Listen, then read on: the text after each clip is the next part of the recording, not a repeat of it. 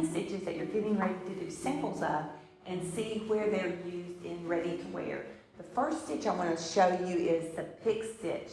We see the pick stitch sometimes used decoratively or as an embellishment. On the lapel of this blazer, you'll see a pick stitch detail all the way down there. It's on the pocket, and then sometimes it's around the cuff.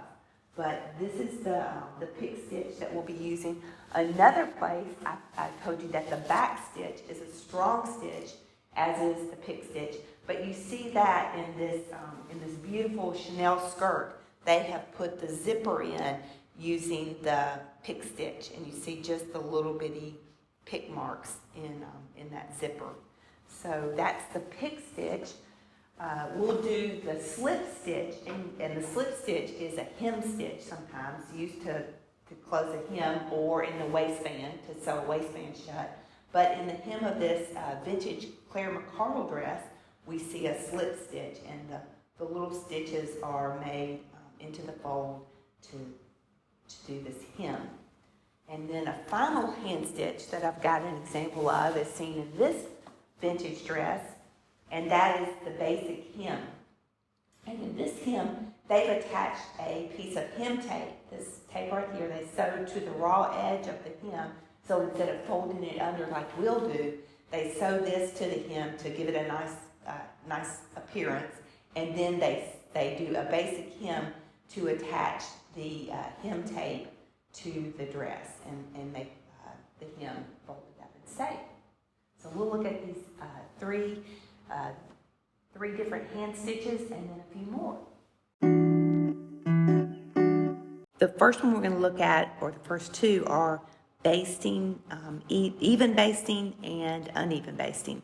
This is an example. You have both right here. You have uneven basting where the stitches and the spaces are two different sizes, and then here you have even basting. They're smaller stitches, and the stitch and the space are close to the same size. Basting is a temporary stitch, so you're going to do it and then pull it out once you've done the permanent stitches, and it's used to join two pieces of fabric together or hold something in place like a pocket. We would baste this pocket onto the front of your shirt, and then you would come back and stitch it permanently. So it's used to hold something in place or hold two pieces of fabric together or hold up the hem of a skirt until you decide that you're ready to permanently stitch it. The two different kinds of basting are useful because the even basting, where the stitches and the spaces are smaller and the same size, those give you more control. And so you would use an even basting when you were basting on this pocket because you wouldn't want it to shift while you were sewing around the three sides. So that's for more control. And then an uneven basting has less control, and maybe you were hemming up a skirt and you weren't sure that you wanted it that short, so you would uneven baste. Or sometimes it's called tacking. You might tack up the hem before, and then try it on and say, oh, I want it a little bit longer. So you just quickly pull that out, make it a little bit longer, and tack the hem up again. So again, a temporary stitch until the permanent stitch is put in place. So let's look at even basting first. These stitches that are the same space and length. I've got a needle threaded with a single strand of thread, a knot in one end, and I'm going to start by sticking the needle in and poking it out, and then I can put 2 or 3 stitches. I don't have to do one stitch at a time like this. I can if that is most comfortable, so I can go through and baste like that, and I'm going to skip and come up a little bit more.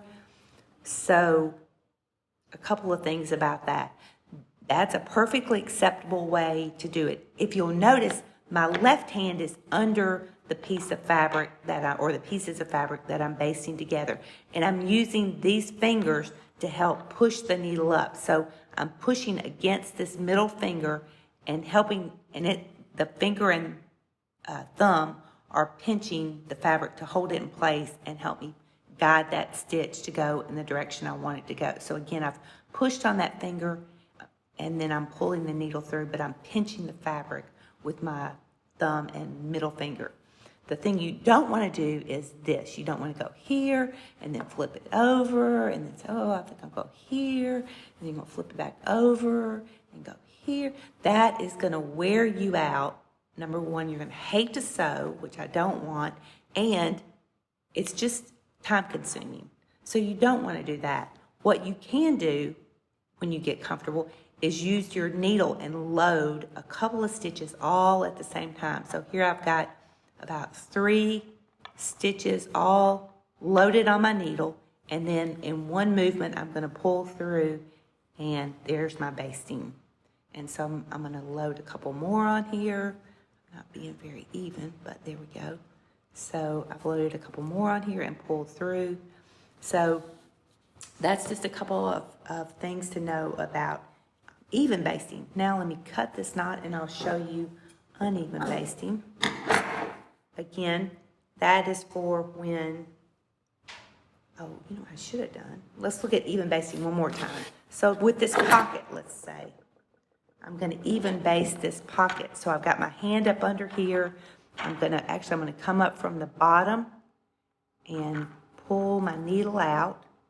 My pocket is pinned, but I'm going to even baste around the edges so that I can take this to the sewing machine and baste it on here. And it's going to stay, there's my pin, stay right in the place that I've got it basted. So I'm going to load up a couple of stitches right here, like I was showing you earlier, pull through. And I'm going to load up a couple more right here, 2, 3, pull through, and then I'm going to turn the corner right here and keep going. So there's my even, not really very even, but more even than I'm getting ready to show you, even basting. All right, now let me cut this and I'll show you the uneven basting on 2 different places. So back to our sample, again, a single piece of thread and a needle. All right, my uneven basting, I'm just going to take a bite, so to speak, and then I'm going to scoot over. I'm going to take another bite. This is really uneven basting, but this is what you might do if you were tacking up your skirt to see about the length. Another bite. So you got big spaces and little stitches. So something like that. I think you saw it on this side. They were a little smaller on this side, but it's the same principle. All right, now on the, where there's 2 pieces of fabric, that I've already got the needle threaded. Right here, this is my skirt. Here's my thread, it's really long. All right, so my hand again is under the piece that I'm working on. I'm pressing against that middle finger and I'm just pulling through and I'm tacking or uneven basting this, the hem of this little piece of fabric. So it could look like that. I could make my stitches if I wanted a little bit better control, or it wasn't quite such a big piece, I could make my stitches a little bit smaller. But again, it's a little stitch and a big space. So this is uneven basting and even basting. The hand stitch we're going to look at now is called the back stitch. And the back stitch is particularly helpful when you need a strong stitch, something that's going to hold 2 pieces of fabric together securely. It is a circular, worked in a circular motion from left to right. One other place that you might see a back stitch helpful is if you ripped your pants and you were trying to sew it back together. You for sure don't want that to come loose, so you would do a back stitch in that place. If you were putting a sleeve in by hand, you might do a back stitch. So I'm going to start with a single thickness of thread with a knot in the end, and I'm going to start on the right and work from right to left. So I'm going to pull my knots on the bottom. Again, I've got my hand under the piece of fabric that I'm working on, and I'm using those middle fingers to help guide my needle. I'm going to go behind where my thread comes out from the underside, and then I'm going to shoot my needle and come out in front of it. So it almost makes a T. I've put my needle in the back, but I've come out in front of the thread where I started. So I'm going to pull that through, and there's my first stitch. I want these stitches to touch because I want it to be a strong seam. So I'm going to put my needle in right where I stopped that stitch, and then I'm going to put it in, pull it out in front again. So there's my T that we saw just a second ago. Pull that through. Those stitches touch. I'm going to put it behind and then stick it out in front. The closer they are, the smaller the smaller the stitches, the more control you'll have. So these would be a pretty good secure seam. So again, I'm going to put it in behind and pull it out in front. So you're just going to keep that circular motion going and work your sample all the way across from left to right. Like this. This is the back stitch. This is also good. You see this sometimes in embroidery. I just happened to think about that. It's good to outline if you're embroidering something. So this is the back stitch. The stitch we're going to look at now is called the pick stitch. And I've got a sample right here, and you see that it looks like little dots, and they're fairly evenly spaced. Some of them are bigger than others, but they're fairly evenly spaced little dots. And then on the back, it looks kind of like what we just saw in the back stitch. It's worked in the same motion as the back stitch, but the difference is in the back stitch, the stitches touched on the front. They look like this on the back, but on the pick stitch, you just see a dot. So let's start. I'm going to use a bigger piece of thread, a piece of embroidery floss actually. So I've got a knot in the end of my floss, and I'm going to come up from the bottom, just like I did on the back stitch. Where my thread comes out, I'm going to go behind it, just a very, like right beside it. So just a very small space there in between, maybe even smaller than that, right beside it to make that little dot. Then I'm going to, just like in the back stitch, there's my T, I'm going to send it forward and pull it out the space that I want my stitches to be. So there's my pick.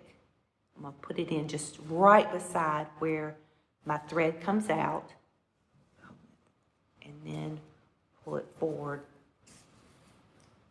and make the next pick. So I'm going to put it in, turn the needle, send it forward. I'm pushing with this finger underneath and pull forward. All right, one more time. So put the needle in right beside but behind, where the thread comes out, and then pull and make the little pick. So this is the pick stitch. All right, we're going to look at the basic hem. When you have a hem, you will always have a flap. So here we've pressed up about a ½ inch, and then we pressed up a little more than an inch, and this would be the hem, whether it was at the base of your sleeve, at the base of your skirt, or the hem of your pants. So this is where you would work a hem, in this folded edge of the fabric. I have two examples of the basic hem that are completed, and the difference is it's a personal preference kind of a thing. This is a smaller stitch, and the stitches are close to the edge of the fold, and they're close to the face fabric. This is a deeper stitch and a bigger stitch, but again, the basic hem, both of them. The key to the basic hem is that you don't want to see it on the front of the fabric. So this shows just a slight bit because the thread is purple, the contrast, so that you can see it, but really all you will see are these little pick marks on the front, and it will be the same color. You'll use thread that is the same color as your fabric, so it won't show. But that's important to know about the basic hem. So let's look at how you're going to work this basic hem, whether you choose the big stitch or the little. I've got a single strand of thread. I'm going to put a knot in the end, and I should probably show you this. I like to make an X on my finger and then roll the thread off the end of my finger to make the knot. It makes a loop like that, and then there's my knot. You can hardly see it, so I might need to make another big old, now I've got a big knot in the end of my thread. So that's your knot. You're going to take your piece of fabric and you're going to unfold it and unfold it again, and you're going to hide your knot in this fold. So I'm going to stick my needle right here in that folded edge, and it's going to come out right there, but my knot is hidden right there, so you won't see the knot. Then I'm going to fold it up just like before. I'm going to put my hand under the side, under the fabric that I'm working on, and from right here where my thread comes out, I'm going to come up into the face of the fabric, or the top part, the part that's going to show from the front, and I'm going to make a small little stitch. So I'm just going to barely catch a few threads of this face fabric, or what's going to be seen on the outside. I'm going to pull the needle so the thread comes through. Then I'm going to catch the edge of the folded edge of the hem like this and pull there. And I'm going to go back up. I want to keep it even. I don't want big stitches, so maybe a 1/2 inch. So I'm going to come over a 1/2 inch. I'm going to take another bite of the face fabric, pull through, and then come down about a 1/2 inch over and catch the folded edge of the hem. Now, again, I want to do this all in one smooth motion if I can, from the front like this, instead of what I'm getting ready to show you, where you come over and you stick the needle in. You wouldn't want to do this. This would be not efficient use of your time or your energy. So you don't want to do it like that. You want to work it all from one side and in a smooth motion. Now, looking at that other one, I don't want to go way up here, but if I wanted to take my stitch here and then come down into the hem of the fabric, I don't have to catch that folded edge. I just think it sometimes looks nicer, but I've caught the face fabric just like I did. I just stuck my needle down deeper into the folded edge. So this is the bigger stitch that we were looking at. And I can do both at the same time, like that. Come here, and come down and get my,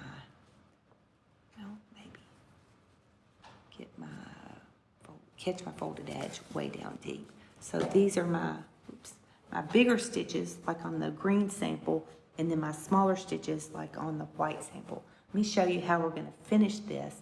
So when you get to the end, you can't just cut the thread and call it a day. You've got to tie it off. When we tie it off, what you'll want to do, we'll take a small stitch in the folded edge or in the face fabric. So we'll come back and do it again. There's my small stitch, and I'm going to make a loop. So right here, right here is my loop. There we go, my loop, right there. All right, now I'm going to take my needle and I'm going to stick it through the loop from the back side, and I'm going to have another loop right there. Well, right there. There it is. This is it. Not the smooth. Okay, then I want to go through the second. There's my first loop. I'm going to go through my second loop from the same side. So I don't want to come back this way. I'm going to come through this way, and then I'm going to pull that up, and it's going to tie a knot right there on that folded edge. We do that again in a minute on another sample, but that is how you would tie off your row of stitches. So this is the basic hem. Okay, we're going to look at the slip stitch. The slip stitch is used to close folded edges like we talked about before. You see it used as a hem stitch. You can see it used to close a waistband. Lots of uses for the slip stitch. How you know it's the slip stitch, the giveaway, are these two little marks. So some people call them quotation marks, or sometimes it looks like a little V. I guess that one looks more like a V, and that one looks like quotation marks. But that's how you know that this is the slip stitch and not maybe the basic hem. From the front, again, like in the basic hem, all you want to see is a barely little dot. And if it's the same color, your thread is the same color as your fabric, you really shouldn't even see that. So it's invisible from the front, and in the back, it's marked by these two little quotation marks or a small V.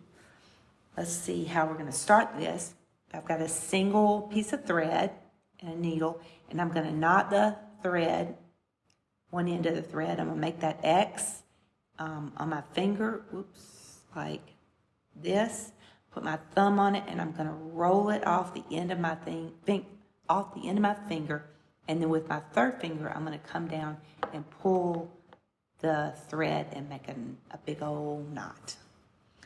All right, and then I want to hide the knot. Again, this is the folded edge that you always see when you're hemming something. You don't want to hem something with a raw edge like that. That's not very professional looking. And so we want to fold under a 1/2 inch, and then we will fold up the length of the hem. It doesn't have to be an inch, but that's what we're working with today. We're going to hide the knot of the thread and start the stitch right here on the edge. So there's my knot. I'm folding over, then I'm folding over again. My thread is coming out of that folded edge. And again, I'm holding the area that I'm working with my left hand. My fingers are up under there. My thumb and first finger, pointer finger are pinching it down. And then I've got the needle in my right hand. Right where the thread comes out, you want to come up into the face fabric. Call the face fabric the fabric that shows through to the front, or not the folded hem edge. So I'm going to take a small stitch in that face fabric that's a little bit big, like that. Pull my needle through. Then I'm going to take the needle, and right where I made that stitch, I'm going to put the needle into the folded edge of the fabric. This is going to make that little quotation mark that we looked at earlier. What I did was I ran the needle. Let's do it again. I'm going to take my small stitch right here. It's a little bit big. My small stitch on the top. Then I'm going to poke my needle in right where I came out of that small stitch. Sometimes I think it's easy if you think about it as if you're poking the needle in, then you're kind of turning it parallel to that folded edge, pushing it along the folded edge, and then pulling it out. Let's look at that again. There's my quotation mark. I'm going to come up. I'm going to get my little bite of my face fabric. Let me show you one more thing. I'm going to stick it in that folded edge. Right there. And then I'm going to turn it. There we go. Turn it sideways. Okay, and then this is where I'm going to come out. But let's look at it a little bit closer. So if you undo it, what you see is that needle, loosen these up, that needle is right there sliding along that folded edge of the fabric. So it's like the fabric is wrapped around the needle. So I've loosened this up, but I wanted you to see what was going on under the surface. Sometimes that's helpful to get a picture of. Okay, I'll pull it through and I'll straighten my stitches back up. Okay, now we're back in action. All right, we've got our little V's, but hopefully seeing where the needle was going will be helpful for you. There's my little bite. Now I'm going to stick my needle in, and it's going to run right there. You see it kind of poking through right down the fold of the fabric and pull out. And then I'm going to come back up. The closer these stitches are together, the stronger the seam will be. So that's something to consider. You want to kind of keep them consistent. You wouldn't want to do a big one and then skip over a couple inches and do another one. So you want to keep them kind of close together and consistent. So one more. There it comes. All right. And I'll take a bite up here and slide it down right here. Okay. Let's pretend we're to the end, and we'll look one more time at that loop. I'll see if I can do it. To close this off or to end the stitch, I'm going to take a stitch. I'm going to take it through both the face fabric and the fold. And I'm going to pull the thread down to where I have a loop. This is going to go better. There's my loop. I'm going to take my needle. I'm going to go through one side or the other. I'm going to go through the underside and up. and, well, and then I'm going to have another loop. So here's my first one, here's my second one. Now I'm going to go through that loop, but I've got to go through from the same side that I went through the first time. So from underneath, I'm going to take my needle underneath that thread, I'm going to come back up, and then I'm going to pull, and that should make a knot right there in the end where I'm ending my stitch, and it won't pull loose. And then you can just clip your remaining thread. There's the end of my stitch. So this is the slip stitch. We just looked at hand stitches. In the next video, we'll be looking at seam finishes.